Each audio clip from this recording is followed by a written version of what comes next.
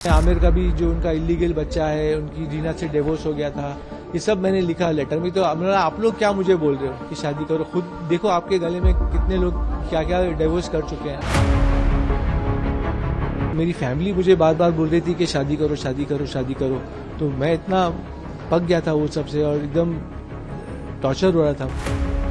वो लोग फोर्सफुली दवाएं देने लगे पानी में। सेरेनिस एक ड्रग है, सेरेनिस, वो उससे टेस्टलेस है और कलर भी एकदम पानी का जैसा है, तो वो मेरे पानी में देने लगे। मैं 20-20 घंटा सोने लग गया। आमिर को पता चल गया होगा कि फैसल जा रहा है बिग बॉस में, वो क्या क्या बोलेगा। जो आज मैंने सब जाहिर किया है, जग जाहिर, वो मैं उस वक्त कर देता। तो आमिर ने बोला इसको भेजो ही मत, तो उसको हटा दिया वहां से। आमिर, अच्छा हो तुम्हारे हाथ में कुछ नहीं है और तुम खुदा नहीं हो, और तुम्हारी जो वाइफ्स है वो सब तुमको मुबारक। तुम्हारी शादियां, तुम्हारी गर्लफ्रेंड्स, तुम्हारी पैसा दौलत सब तुमको मुबारक। देखिए, प्रताड़ित तो किया गया था क्योंकि मेरी शादी हुई थी 2002 में, जो 2002 में ही डिवोर्स हो गया था।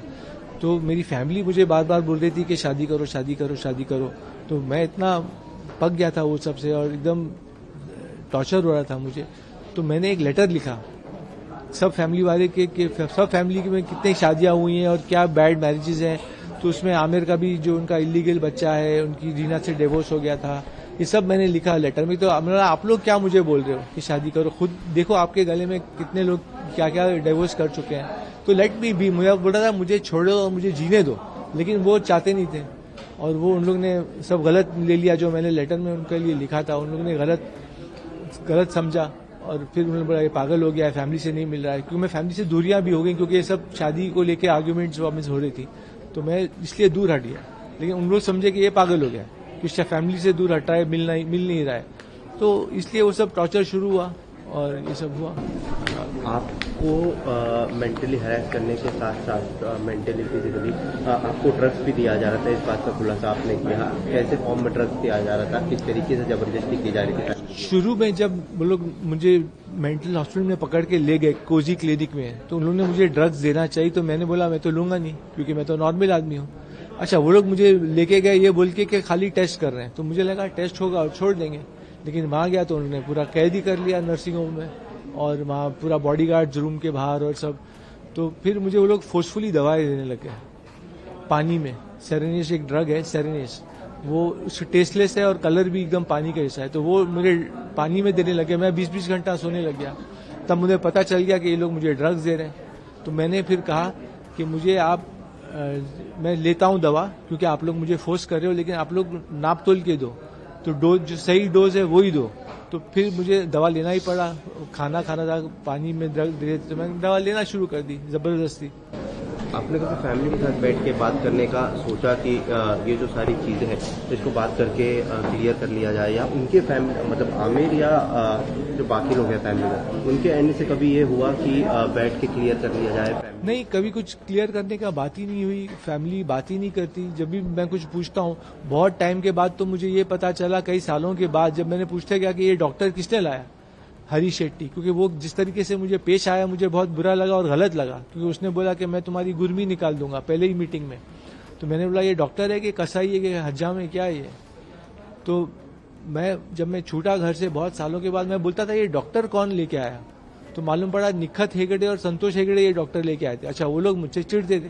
तो अब डॉक्टर आके आपको ऐसा बोलेगा कि मैं इसकी गुर्मी निकालूंगा, गुर्मी मराठी वर्ड है, मतलब घमंड तोड़ूंगा, इसको ईगो तोड़ दूंगा, प्राइड तोड़ूंगा, तो कैसे चलेगा? ये डॉक्टर कैसा है? तो मैं जब सवाल पूछता हूँ तो ये लोग बताते नहीं सही से। फिर मैं एक सवाल लेके अभी तक मैं बोल रहा हूँ कि सिग्नेटरी राइट्स मेरा किसने लेना चाहा, तो वो भी अभी तक मुझे पता नहीं चला। ये लोग बात नहीं करते खुल के। किसके, आपको क्या लगता है कि कौन मुख्य इंसान होगा जिसके दबाव में सभी लोग आ रहे हैं? आपने ये भी कहा, ठीक है, आमिर का तो ब्रेन वॉश हो गया था, मुझे लगता है। आमिर तो सब बातें सुन के ब्रेन वॉश हो गया उसका, तो वो तो, लेकिन अब वो भी एक बड़ा इंसान है। एक कितना बड़ा होगा, जब 2007 में हुआ तो ही वॉज एडल्ट, तो उसको भी समझ में आना चाहिए था कि लोग उसको बहका रहे हैं, भड़का रहे हैं, वो खुद क्यों ऐसा करता, लेकिन उसके बहकावे में आ गया, वो उसकी गलती थी। अब मेरी मम्मी चाहती थी कि उनकी आंटी के साथ, मेरी आंटी के साथ शादी हो, शायद वो कुछ जुबान दे चुकी है उनको, ऐसा लगता है मुझे। तो बार बार हो, तो मम्मी ने ब्रेन वॉश किया होगा आमिर को।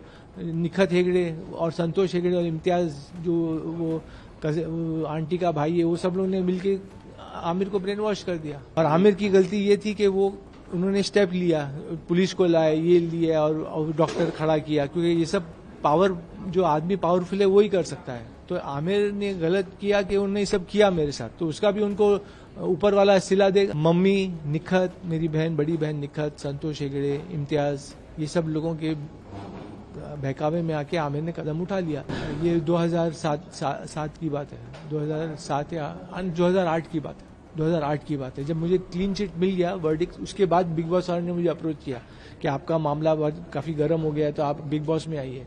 तो 4 लाख मुझे दिया था। अब वही आमिर को पता चल गया होगा कि फैसल जा रहा है बिग बॉस में और क्या क्या बोलेगा, जो आज मैंने सब जाहिर किया है, जग जाहिर, वो मैं उस वक्त कर देता। तो आमिर ने बोला इसको भेजो ही मत, तो उसको हटा दिया वहां से। नहीं, बिग बॉस वाले आप मानेंगे नहीं, अभी तक कुछ दिन पहले तक मुझे चाह रहे हैं लेना, हर साल वो आ जाते हैं मेरे पास। लेकिन मेरा नेचर नहीं है कि मैं लड़ाई झगड़ा करूं और वो उस टाइप के शो में जाऊं, तो मैं खुद नहीं जा रहा हूं अभी। उस वक्त तो पैसे की जरूरत थी तो चला गया था, मैं जाना चाह रहा था, लेकिन अब तो ऊपर अभी तो वो दिक्कत नहीं है कि पैसे की जरूरत नहीं है, तो क्यों जाऊं।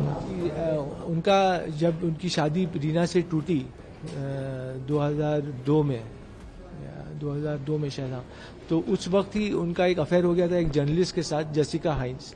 तो उसके साथ उनका आउट ऑफ वेडलॉक, मतलब बगैर शादी के एक बच्चा भी पैदा हो गया। तो ये सब सच है। तो उस वक्त मैं ये देखता था कि ये सब माहौल हो रहा है और आमिर भी एक सही तरीके से जिंदगी नहीं जी रहा है मेरे हिसाब से, क्योंकि अगर ये सब गलत बातें होंगी तो सही कहाँ हुआ। तो मैं तो उसके खिलाफ था कि ये सब हो रहा है उसकी जिंदगी में। ये अभी हम उनके ऊपर कुछ कॉम्पेंसेशन मानने वाले हैं, ना कुछ हम उनको सजा देने वाले हैं। सजा जो है वो ऊपर वाला देगा, जो सजा है वो ऊपर वाले के हाथ में। हम खाली ये लीगली हम टाइज कट करेंगे, क्योंकि अभी तो मैंने एक पब्लिक नोटिस जाहिर किया है जो लीगल नहीं है, ये वो मेरी तरफ से है, लेकिन हम बाकायदा लीगली कट करेंगे टाइज। वो हमारा नेक्स्ट स्टेप रहेगा, जो रिट पिटीशन फाइल करेंगे हम 1 महीने के बाद। मुझे नहीं चाहिए कि, मतलब मुझे आमिर का कुछ पैसा नहीं चाहिए, ना उनका घर चाहिए, कुछ नहीं चाहिए। और आमिर ने एक इंटरव्यू दिया था कुछ दिन पहले, और उन्होंने कहा था कि मैं फैसल को हर चीज अगर मेरे हाथ में होता तो मैं फैसल को घर देता, गाड़ी देता, शोहरत, नाम देता और हर चीज देता। कुछ एक इंटरव्यू हुआ था कुछ दिन पहले।